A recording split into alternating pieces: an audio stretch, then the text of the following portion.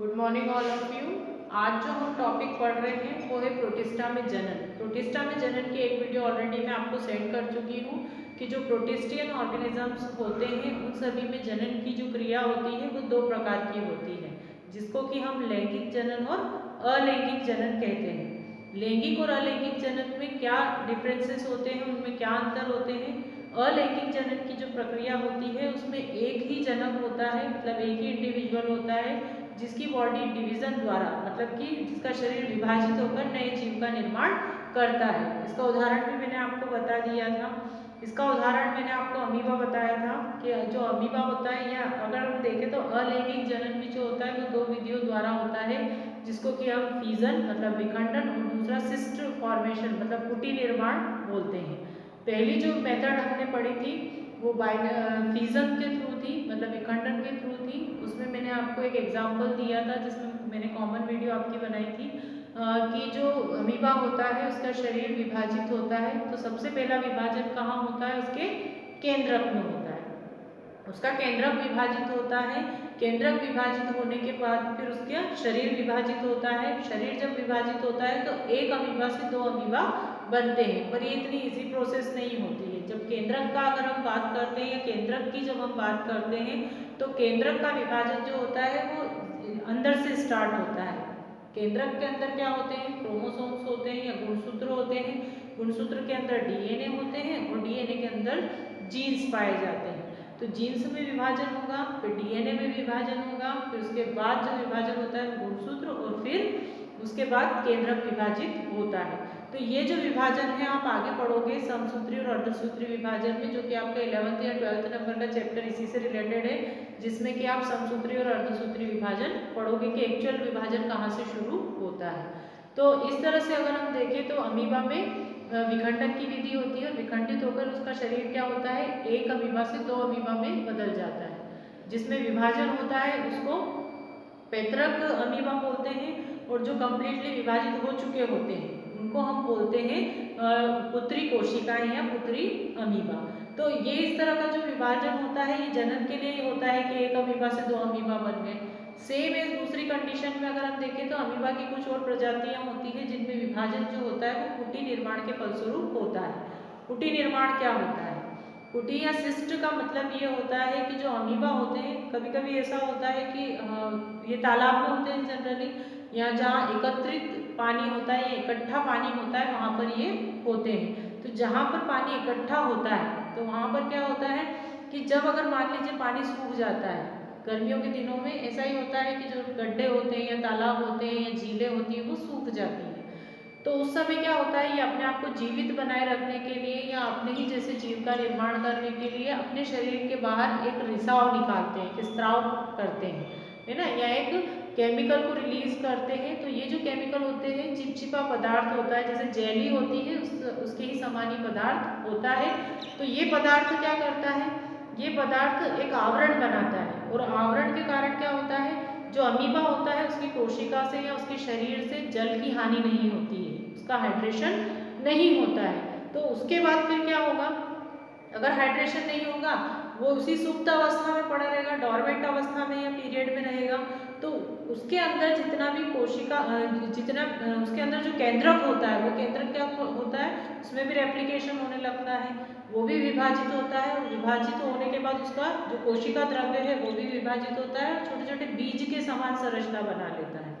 ये बीज के समान संरचना जब इसको फेवरेबल कंडीशन मिलती है, जब अमीबा को अपने अनुसार जब कंडीशन मिलती है या एटमॉस्फेयर या वातावरण मिलता है, तब उस समय क्या होती है, उसकी सिस्ट जो होती है या कुटी जो होती है या उसका आवरण जो होता है वो टूट जाता है, और जितने भी बीज बने थे अमीबा के वो सब क्या होते हैं, प्रकृति में मुक्त हो जाते हैं।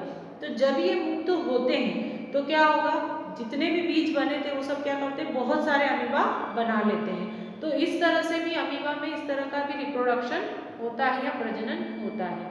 आज जो हम मेथड पढ़ेंगे वो लैंगिक जनन की विधि है। अलैंगिक जनन में आपको बता चुकी हूँ कि अलैंगिक जनन में एक ही इंडिविजुअल होता है, एक ही जीव होता है जिसका शरीर विभाजित होकर आगे के जीव को मतलब आगे के इंडिविजुअल्स फॉर्म करता है। अब जो हम बात कर रहे हैं वो लैंगिक जनन है। लैंगिक जनन में जनरली अगर देखा जाए तो युग्मक का निर्माण होता है। एक जीव शरीर से दो जीव होते हैं, दो जीव अपने अपने युग्मक बनाते हैं और युग्मकों के जब फ्यूजन होता है या युग्मकों का जब संयुग्मन होता है या जुड़ाव होता है तो उससे नया जीव बनता है। इनमें भी कोशिका विभाजन होगा, है ना, क्योंकि हम बात कर रहे हैं प्रोटिस्टियन की, तो प्रोटिस्टियन के जितने भी जीव होते हैं उन सभी में अलग अलग प्रकार का विभाजन या अलग अलग प्रकार का प्रजनन होता है। तो आज हम जो बात कर रहे हैं लैंगिक जनन की, तो प्रोटिस्टियन जितने भी ऑर्गेनिजम्स होते हैं उनमें जो लैंगिक जनन होता है वो दो अलग अलग प्रकार का होता है। पहला जो होता है उसको युग्मनजी अर्धसूत्रण प्रकार का लैंगिक जनन बोलते हैं और दूसरा युग्मकी प्रकार का अर्धसूत्रण प्रकार का एक तरह से देखा जाए तो रिप्रोडक्शन या प्रजनन होता है। अब दोनों में क्या अंतर है?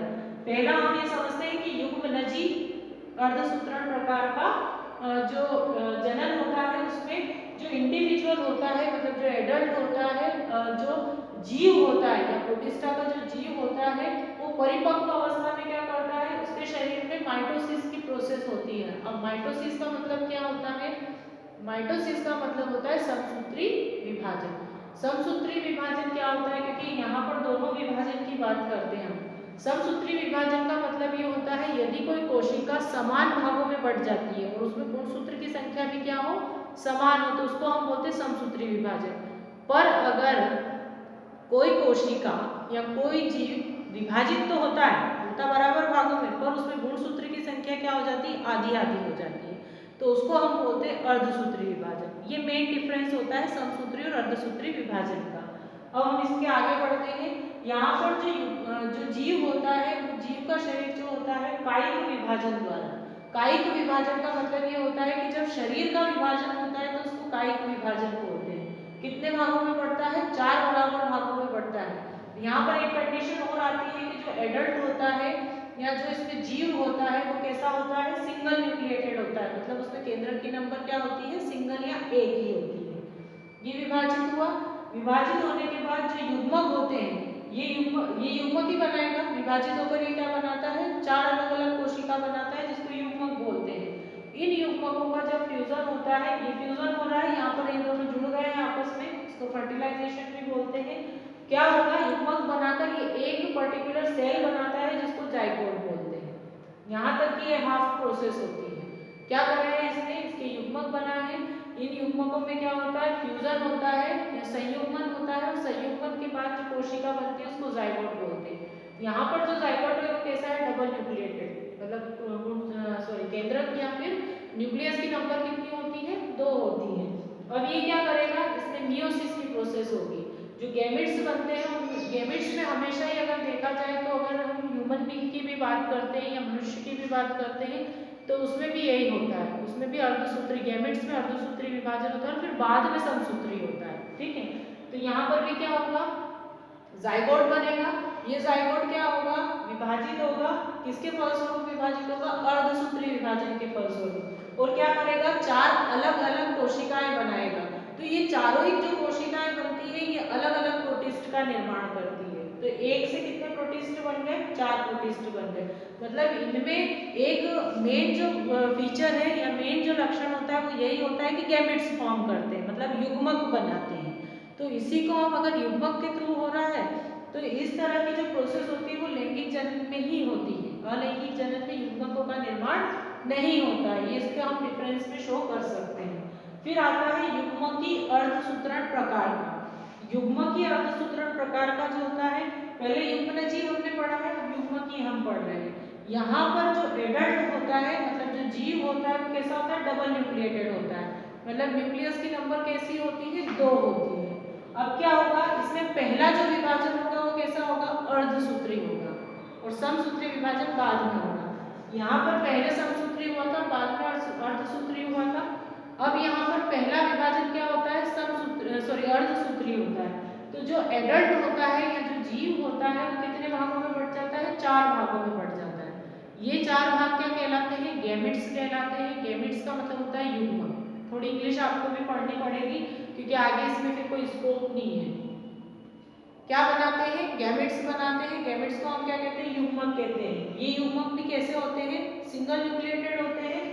उसके बाद ये युग्मक क्या करते हैं? आपस में जुड़ते हैं। मैच्योर होने के बाद, है ना, या परिपक्व होने के बाद आपस में जुड़ेंगे, फ्यूज होंगे। ये फ्यूजन होना है इनका।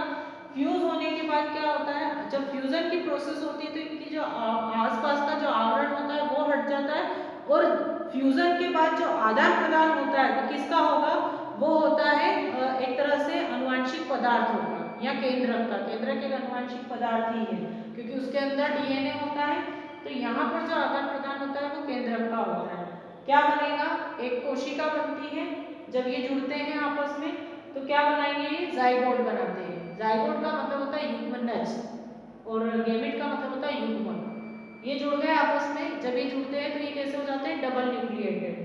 डबल न्यूक्लिएटेड होने के बाद ये क्या करेंगे, अलग अलग जीव का निर्माण करते हैं, और ये जो जीव होते हैं आगे जाकर किस में बदल जाते हैं, ये बदल जाएंगे एडल्ट में।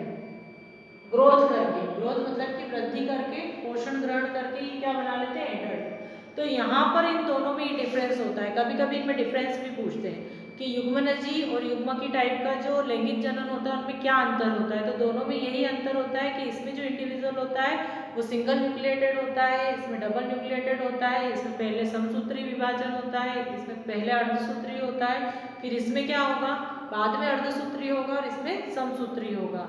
यही इनमें डिवीजन की प्रोसेस होती है। गैमेट्स तो दोनों ही फॉर्म करते हैं, बिना गैमेट्स से फॉर्म करें या बिना युग्मकों के बनाए ये युग्मनज नहीं बना पाते। तो ये एक लीनियर लैंगिक जनन में एक लीनियर या स्टेप बाय स्टेप ये प्रोसेस होती है कि जो जीव होता है वो अपने युग्मक बनाएगा, उन युग्मकों के मध्य संयुग्मन की क्रिया होगी और युग्मनज बनेगा, और यही युग्मनज क्या करता है, नए जीव का निर्माण करता है। तो इस तरह से ये जो होता है एक तरह से जो अनुवांशिक पदार्थ है उसका संवहन चल रहा है, मतलब कि ये अपने जाति को बनाए रखने के लिए या अपने आप को बनाए रखने के लिए ये विधि उपयोग करते हैं। तो इसमें एक्चुअली देखा जाए तो जो प्रोटिस्ट है उसमें सब छोटी छोटी मेथड ही है। हमने इसका इंट्रोडक्शन पढ़ा, इसकी कोशिका की संरचना हमने पढ़ ली है, इसमें चलन कैसे होता है, तीनों मेथड हमने पढ़ी है कि इसमें चलन कैसे होता है। नेक्स्ट हमने इसमें पोषण विधि पढ़ ली है। ये सब अलग अलग क्वेश्चन आते हैं इसलिए मैं अलग अलग ही वीडियो बनाती हूँ ताकि आपको अच्छे से लर्न हो जाए। हमने जनन की विधि पढ़ ली है, जनन की हमने 2 वीडियो मैंने सेंड करी है आपको, नेक्स्ट ये वाली मैं आप करूँगी आपको। तो इसमें हमने अलैंगिक जनन और लैंगिक जनन ये अलग अलग ही पूछते हैं। इसके बाद जो अब नेक्स्ट टॉपिक आएगा आपका वो आपका डिवीजन से रिलेटेड है, विभाजन से रिलेटेड है। कहने का मतलब ये है कि जो प्रोटिस्ट है, प्रोटिस्ट में भी बहुत सारे ऑर्गेनिजम्स है। तो प्रोटिस्टियम तो हम पढ़ते हैं कि ये किंगडम है, एक राज्य है। 5 किंगडम में थर्ड नंबर का जो सेकंड नंबर का जो किंगडम है वो प्रोटिस्टा ही है। पर प्रोटिस्टा के अंदर भी सब किंगडम्स होते हैं। ये सब किंगडम्स जो होते हैं उनको हम क्यों डिवाइड करते हैं, उनका क्लासिफिकेशन क्यों होता है, क्यों इनमें ऑर्गेनिजम्स जो होते हैं वो होने के प्रोटिस्टा में होने के बाद भी अलग अलग भागों में बटे होते हैं। तो ये जो है मैं आपको नेक्स्ट वीडियो में अब इसका डिवीजन पढ़ाऊंगी। जो मोस्ट इंपॉर्टेंट पार्ट है, रिप्रोडक्शन वगैरह तो सब में सिमिलर प्रोसेस हो जाएंगी, पर डिवीजन जो होता है वो मोस्ट इंपॉर्टेंट है क्योंकि आपको ये पता होना चाहिए कि कौन से ऑर्गेनिजम्स को किस कैटेगरी में रखते हैं। तो ये वीडियो यहाँ पर खत्म कर रही हूँ मैं।